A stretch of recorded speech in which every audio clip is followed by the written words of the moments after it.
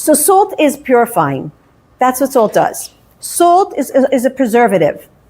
So when we cry for the purpose of trying to wash away, just like water, trying to wash away those obstacles that are blocking us, as we said in the beginning, from being able to fixate our eyes and find something good, the tears have the capacity to be that ocean, to be that place where we can literally wash down our eyes. Again, depending on, of course, we're all going to have kvetchy tears of complaining, the 2-year-old tantrum. I don't want this, right? We all have those. It's fine.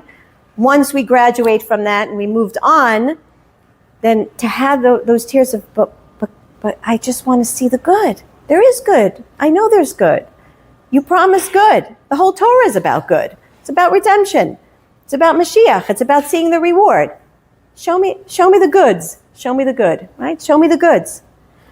And so the tears have this capacity to purify your eyes. Your eyes are your window to your soul. It's very interesting that in our program, or Amuna, the whole program is based on blinking, on the movements, the subtle movements, the vibrational movements underneath our eyelids. And we program our eyes so that they blink. When if you'll notice, if I move my finger across the room, for those who can see, my eyes are like vibrating and fluttering underneath my eyelids. And we learn, we train, this is what we train to do. We train our eyes, we program our eyes to be able to pick up on the subtleties of the energy fields based on the movement underneath our closed eyes. And because the eyes are the windows to our soul. And when you close your eyes, you go into alpha phase, which is a slowing down of your brain waves. And you are able to actually see things differently. Not only when your eyes get reopened after that, but while your eyes are closed, you're seeing a whole different world.